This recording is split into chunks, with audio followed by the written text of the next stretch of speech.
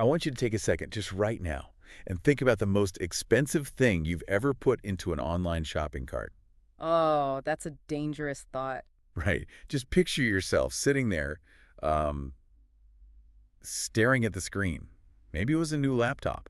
Or, I don't know, maybe you were booking this huge international vacation. But the stakes are definitely higher when it's a big ticket item. Exactly. Mm. And you're hovering your mouse over that confirm purchase button, and you feel that little flutter in your stomach. Oh, yeah. The buyer's remorse before you even buy it. Yeah, exactly. We all know that feeling. Mm. It's a moment of serious cognitive friction because, well, you are about to part with a significant amount of money using nothing but a single click.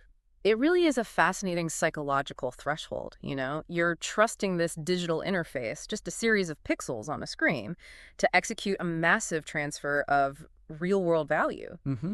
And obviously, the higher the price, the more friction we naturally expect in that entire process. Right. You expect guardrails. Yeah. But today, we are going to look at a scenario that tests the absolute limits of that digital friction.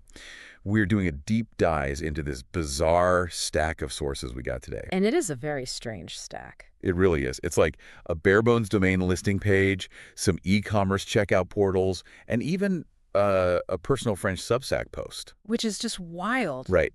And all of these documents detail a single, mind-boggling digital sales pitch. It is a trademark for sale. And the asset you can supposedly add to your cart is priced at exactly $3,120,531,300. And 0 cents. And 0 cents. Yes. $3.1 billion.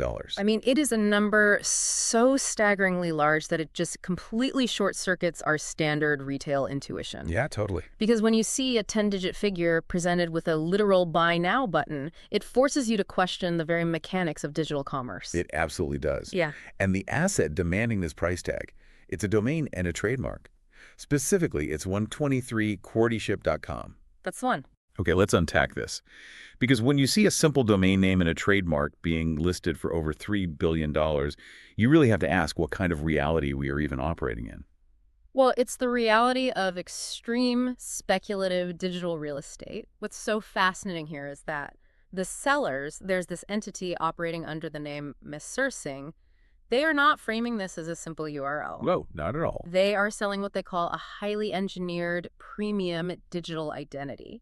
So our goal today is to really dissect the anatomy of this multi-billion-dollar pitch. Right, we need to look past the initial shock of the price. Exactly. Look past the shock and understand the exact logic, you know, the specific linguistic choices, and the underlying marketing mechanisms they are using to justify a valuation that outstrips the GDP of several small nations. It really does. So, okay, if we're dissecting this, I feel like we have to start with the name itself. 123QWERTYSHIP.com ham. Out of all the infinite combinations of letters and numbers out there, they chose this specific string. Yeah, they did. Are they just, like, pulling words out of a hat? Or is there an actual architecture to this? Well, according to the source texts, it is highly architectural. They provide this very explicit linguistic breakdown. Oh, they definitely do. Yeah, they claim this is a brilliant fusion of universal concepts. So let's look at the 3 pillars they've constructed here. First, you have 123. Okay. The seller positions this as the ultimate universally recognized structure of order. They say it completely transcends language barriers. I mean, I guess it implies something fundamental, like the absolute basics, right? Right. Easy as 1, 2, 3. Precisely. It signals ease and sequence. Then they move to the core of the name, which is QWERTY. Right, the keyboard layout. Now, we all know it's the standard layout for Latin script keyboards, but the sellers are attempting to elevate it far beyond its physical function. They're framing QWERTY as the ultimate global technological symbol. Really pushing the limits of what a keyboard layout means. Oh, absolutely. The psychological implication they are aiming for is that QWERTY is the universal interface between human thought and digital action. It's the gateway. Exactly. Okay, I mean, I follow the logic there. I see what they're trying to do. But then they tack on ship. And this is where they attempt to inject momentum into the brand. Momentum, right. The listing states that ship represents delivery, global movement, connectivity, and software deployment. It plays on both the physical concept of, you know, a cargo ship moving goods globally. Oh, sure. And the Silicon Valley startup vernacular of shipping new software or pushing code. So you have the fundamental order of 123, the universal digital interface of QWERTY, and the global deployment of ship. That's the pitch. Okay, I am reading the same text you are, and I see the definitions they're using. But I honestly struggle to see how mashing these three totally distinct concepts together inherently creates a premium brand. You're not convinced? No. The seller claims this conveys innovation and motion, but to me, it feels like a completely chaotic approach to branding. So you don't buy their claim that it's instantly recognizable? Not at all. Honestly, it's like trying to invent a new universal language by just gluing English, Mandarin, and Spanish dictionary pages together. That's a good analogy. Right. I mean, sure, you have all the most recognized words in the world in one book, but without any underlying grammar or syntax to actually connect them, no one can use it to communicate. Slapping 123 and QWERTY and SHIP together doesn't magically create a cohesive corporate identity. It just creates this, like a Frankenstein's monster of tech buzzwords. Well, I think we have to play devil's advocate for a moment here. This will hit me. We have to look at the historical precedent the sellers are likely trying to leverage. To steelman their argument, we do have to acknowledge that digital domains have a history of astronomical valuations. That is true. People pay crazy money for domains. Think about the precedent-setting sales in the industry. The domain cars.com was valued at nearly $1 billion during an acquisition. $1 billion. Wow. Yeah. And voice.com sold for $30 million in pure cash just a few years ago. In the digital economy, a domain name is the ultimate scarcity. There is only one exact match. Okay, that's a fair point. If you own a premium one-word domain, you definitely own a piece of prime digital real estate. But cars or voice, those are established, cohesive concepts. They aren't glued together dictionaries. And that is exactly where the missourcing strategy pivots from traditional real estate to pure narrative speculation.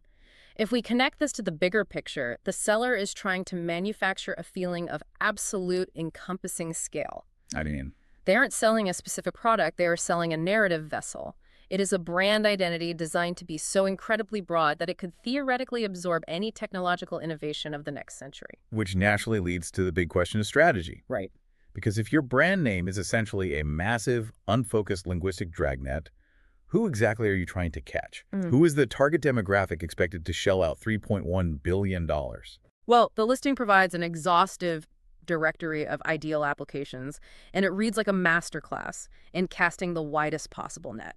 Oh my gosh, the scope is honestly breathtaking. It really is. Let me just read a fraction of the industries they claim this trademark is ideal for. Okay. AI platforms, cloud computing, SaaS solutions, Web3 and blockchain, cybersecurity, global logistics, virtual keyboard technologies, digital marketplaces, enterprise solutions, education technology, and incredibly domain investment. They have meticulously targeted every single high-capital, high-speculation sector of the modern economy. But why cast the net that wide? If you're asking for $3 billion, wouldn't you want to target a highly specific buyer? You would think so. Right, like a logistics megacorporation or maybe a specific AI conglomerate. By listing everything from EdTech to Web3, it almost feels desperate. Like they're just throwing darts at a wall of buzzwords. It might seem that way, but it's actually a very calculated play on the psychology of modern capital, especially when you look at their inclusion of Web3 and blockchain. Oh, interesting. How so? We have to remember the context of those specific ecosystems.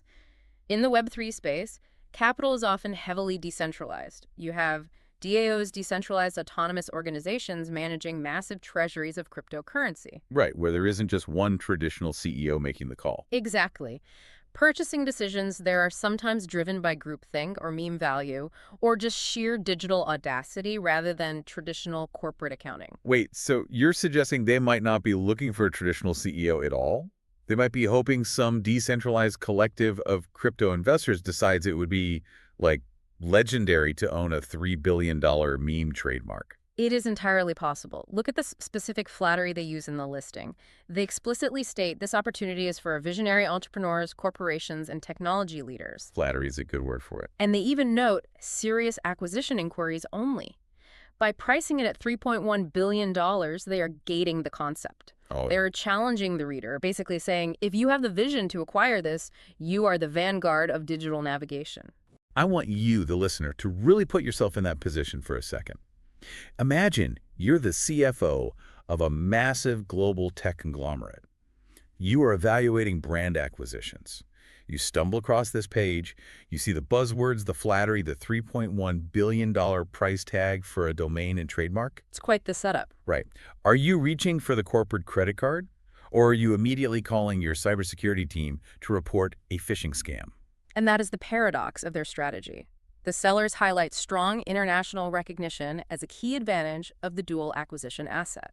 But wait, how can a brand have strong international recognition when its entire current existence is just a landing page advertising its own price tag? It is a self-referential loop. Yes, it is famous because it is extraordinarily expensive, and they are justifying the expense by claiming it is famous. It is an attempt to basically will brand equity into existence through sheer assertive language and a shocking price point. And that brings us to, honestly, the most surreal juxtaposition in this entire stack of sources. Here we go. Because we've talked about the astronomical price. We've talked about the ambition of targeting visionary global megacorporations.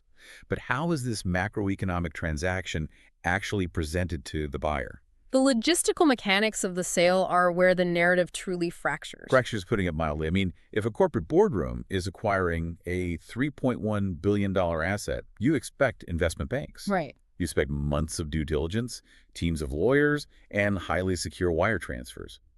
But what does this source text actually show us? A button that literally says, "Buy now, added to cart." It's the total standardization of the e-commerce experience, misapplied to an incomprehensible sum. I cannot get over the absurdity of it. The idea that a buyer could be browsing, casually click add to cart, and suddenly have a $3.1 billion digital identity sitting next to whatever else is in their browser. Just casually sitting in the cart. Right. And the underlying software is running this. The sources indicate the checkout is powered by a platform called Zilvi. Yes, Zilvi. The text describes it as high-converting cart software. Think about the mechanics of that. High-converting cart software is designed for impulse buys. Exactly. It's meant to reduce friction, so you'll buy a $40 t-shirt before you can change your mind. The idea of relying on high-converting funnels to trick a visionary entrepreneur into impulsively swiping a credit card for the GDP of a small country is incredible. How does standard cart software even parse a 10-digit transaction? It almost certainly doesn't. And, to be fair to Ms. Ursing, they do attempt to inject the vocabulary of traditional high-end asset management into the pitch to counterbalance the whole cart thing. True. They do try to dress it up a bit. They mention a secure transaction via trusted escrow service. They describe their services as premium domain brokerage and strategic acquisition. So they are throwing around terms like escrow and strategic acquisition to make it sound like a Wall Street deal. But let's look at the actual foundation of this pitch. If you dig into the source text of the listing page itself, you see the platform hosting this $3 billion corporate asset. Right at the bottom, there is a standard footer, Google Sites. Yep. And right below that, a link to report abuse. The grandiosity of the narrative collides head-on with the modesty of the medium. It's hosted on a free website builder. It is, but this is where we have to understand the underlying mechanism of what they are actually doing. This isn't a failure of traditional marketing. It's an exercise in asymmetrical risk. Asymmetrical risk. Okay, unpack that. Explain how that works in this context. Think about the financial mechanics for the seller here.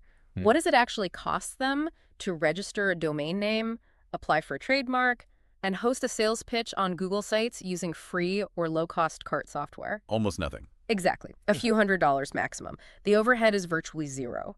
But by pricing it at $3.1 billion, they aren't relying on a traditional sales funnel. They are generating a viral spectacle. It's an asymmetrical bet because the downside is zero, and the potential upside, even if they eventually negotiate down to a fraction of that price, is enormous. So it's essentially a free lottery ticket, but they've managed to get everyone talking about the ticket simply because of the numbers printed on it. Exactly. The fact that it's on Google Sites isn't a bug in their system. It's proof of the asymmetry. They didn't need to spend millions building a bespoke platform to ask for billions. That makes a strange kind of sense, honestly. But if this is a highly calculated play on asymmetrical risk, how do you explain the final source in our stack?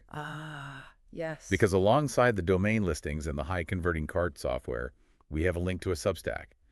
And the source text identifies it as Le Substack de QWERTYSHIP. The French Substack. Yes. The subtitle literally translates to my personal Substack. Yeah. So we have this ultimate premium digital trademark. It is supposed to represent the future of AI, global logistics, and Web3 connectivity.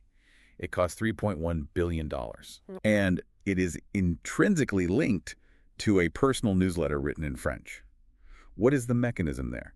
Is it an alternate reality game? Is it performance art?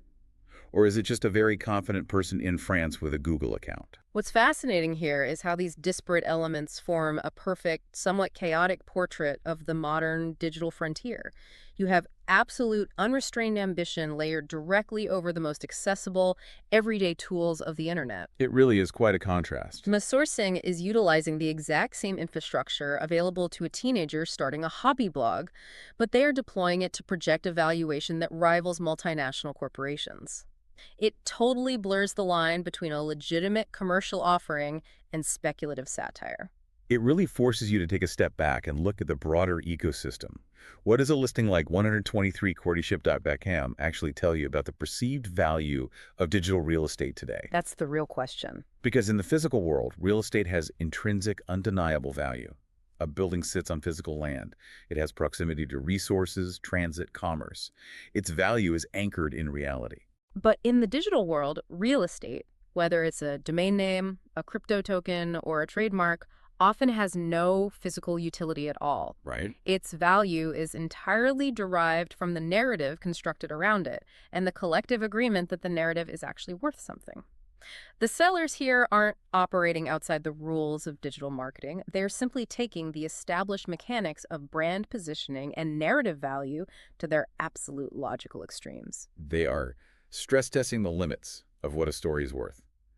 They are betting that if you use all the right high-value words, Web3, AI, global connectivity, and if you set the price so astronomically high that it demands attention, someone with more capital than sense might just believe the story. Precisely. It's a fascinating, bizarre look at the outer ages of internet commerce, where the lines between a serious asset and a meme completely dissolve. Which leaves us with a very important question to consider moving forward. Let's hear it. If the value of a digital asset in our modern economy is increasingly defined purely by the story you tell about it, what happens when the asking price for a mashup of universal symbols, a sequence of numbers, a keyboard layout, and a boat exceeds the gross domestic product of some sovereign nations? It's wild to even think about. We really have to ask ourselves, where exactly is the line between visionary digital branding and sheer, unregulated, speculative satire? It definitely makes you wonder. The next time you are sitting there, staring at your own online shopping cart, hovering your mouse over that buy now button for a new laptop or a flight, just ask yourself, what story are you actually buying? And how much is that story really worth? A very expensive question to answer. Definitely. Yeah. But that is the cost of navigating the digital frontier. We'll leave it right there for today. Keep exploring, keep questioning the mechanics of what you see online, and maybe, just maybe, double check what's sitting in your shopping cart.